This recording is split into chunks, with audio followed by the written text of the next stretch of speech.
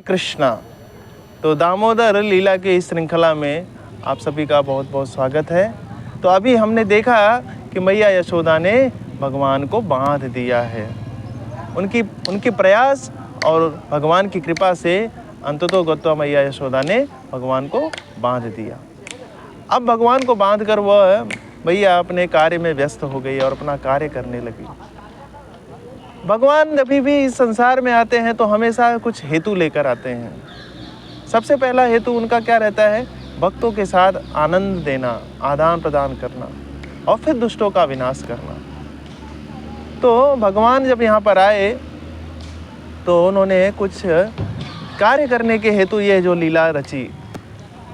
और ये दामोदर लीला के पीछे भी एक रहस्य है कि भगवान दामोदर अपने ही आंगन में वहाँ पर दो वृक्ष,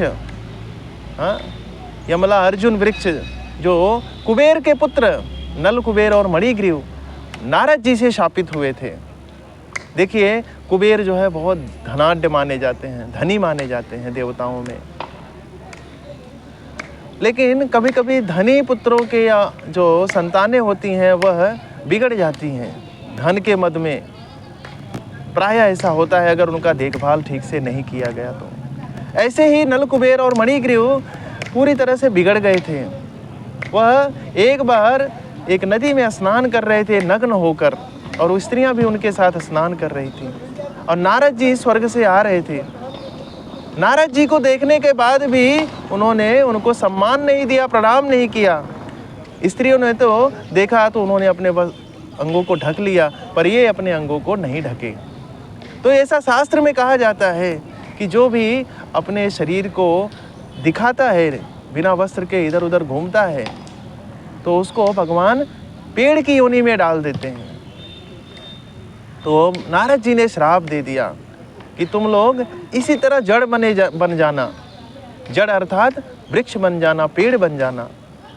तब उनका होश ठिकाने आ गया और नारद जी के सामने आकर उन्होंने प्रणाम किया और दंडवत करके रोने लगे, विलाप करने लगे। हे प्रभु, हे नारद जी, आप ऐसे श्राप मत दीजिए, हमारा जीवन व्यर्थ चला जाएगा। उन्होंने कहा कोई बात नहीं, अब मैं तुम्हें एक वरदान भी देता हूँ। देखिए, साधु पुरुष अगर श्राप भी दे तो उसमें भी वरदान होता है।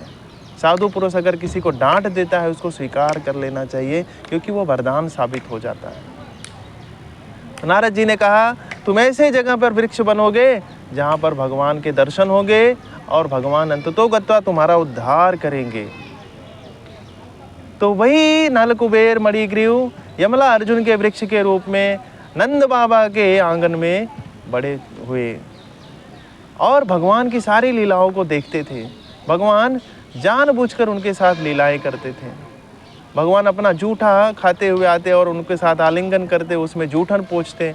और ये सारी लीलाएं जो है वो नल कुबेर मणिग्रीव महसूस कर रहे थे। पेड़ को भी महसूस होता है, भले ही उनके आच्छादित चेतना है, हमारे जैसी चेतना नहीं है, मगर फिर भी वह महसूस करते हैं। हमारे जैसे विरोध नहीं कर सकते, लेकिन फिर भी उनको सब कुछ महसूस होता है। इसलिए आप उनको पानी नहीं डालेंगे तो सूख जाएंगे, ज़्यादा धूप में रखेंगे तो वो कुम्हला जाएंगे। तो इस प्रकार से भगवान ने देखा कि अब इनका समय आ चुका है, अब इनका उद्धार करना चाहिए। और इस प्रकार से भगवान छोटे से अपने कदमों से धीरे धीरे चलने लगे और ऊखल को गिरा दिया। और यमला अर्जुन के बीच में दोनों अपने चले गए अंदर और ऊखल को वहाँ पर फंसा दिया। और थोड़ा सा प्रयास किया और दोनों वृक्ष धड़ाम करके गिर गए। इतना जोर से शोर हुआ कि जो बच्चे वहाँ पर खेल रहे थे वो देखने लगे कि ये क्या हुआ, इतना विशाल वृक्ष कैसे छोटे से लल्ला ने गिरा दिया। तो नंद बाबा, यशोदा मैया सब भाग कर आए, उनको लगा ये क्या हो गया।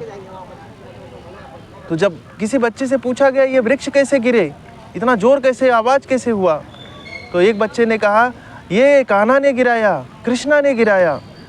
तो किसी को विश्वास नहीं हो रहा है, लेकिन नंद बाबा को विश्वास हो गया, क्योंकि नंद बाबा ये जानते थे कि मेरा पुत्र कोई साधारण नहीं है, ये कोई दैवी शक्ति है, ये नारायण का अवतार है।